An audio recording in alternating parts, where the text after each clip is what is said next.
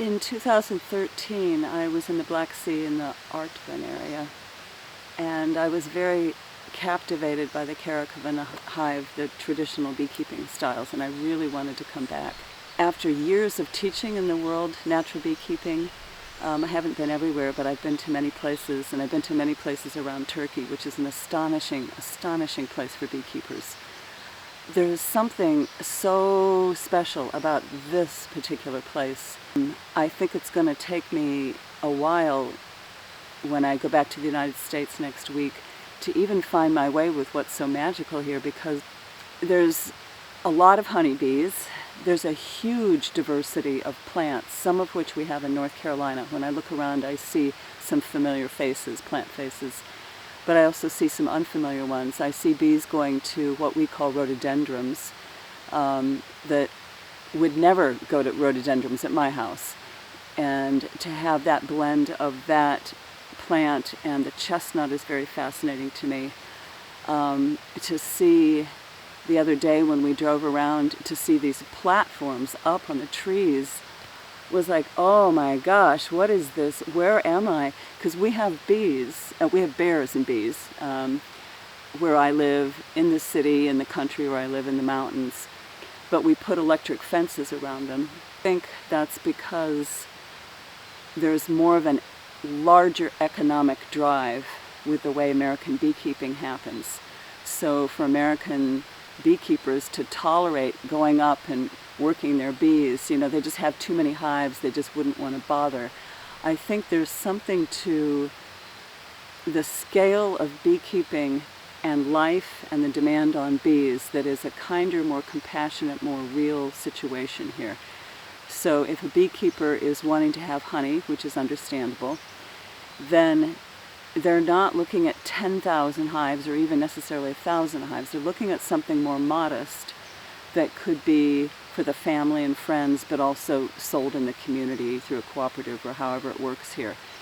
So the scale of that keeps an unnecessary pressure and stress on the bees to do more than they can do. And there's an expression in English that's busy as a bee. When bees by their very nature are very industrious creatures, there's a balancing line between working with that industry and taking some honey and leaving some honey, and then pushing that edge that happens when the economic demand on bees is too imbalanced and is part of what I think is a problem with beekeeping in general and beekeeping in America, for the problem side of it. So when I'm here, I'm like, it's truly my deepest hope that this style of beekeeping and the commitment to the race of bees, or I'm not sure if it's one or two, but at least one race of bees, the Caucasian, I think, that's indigenous to this area, to support that bee that does well in this area, that doesn't necessarily do well in other parts of the world, that knows these plants, and that the beekeepers still have families, some come from families of many generations, which is broken in a lot of part of the world. A lot of people have given up beekeeping, so to have access to this ancestral information that's alive and well in a part of the world where the bees are adapted, where the plant life is preserved, so there isn't over-habitation with humans, that the land being healthy is valued, so that the land and the plants are healthy and the bees are healthy, that this is more than an opportunity for honey production. Honey production, I completely understand. It's an opportunity for the world to see something that's working and closer to a balanced relationship with nature that's been lost elsewhere, and that I think a lot of beekeepers are despairing about. They don't know how to get back to what's native in their own communities. It wouldn't be copying this, but to me this gives hope that if people pay attention to their own land, their own traditions, and the bees that actually would do well on that land, that it's a kind of example of what's working in a world where a lot of people are giving up or are in despair. So I'm hopeful. Yeah, I'm moved with the potential here. the bee club last night, a gentleman referred to this as Eastern ways here. So to use that language, I'm coming from a Western culture. And often as a teacher that moves around and gets invited to teach in the world, there's often a concept of West is best that I don't agree with. I think East, West, North, South, in, out, all of it's best. But to go in one direction as the dominant way to go, as a dominant culture approach, which means it has to be Langstroth bee boxes, it has to be a Western style. There's a kind of unhealthy siren call to that, where people are pulled away from their own traditions in favor of what they think might be more productive economically, and it isn't working.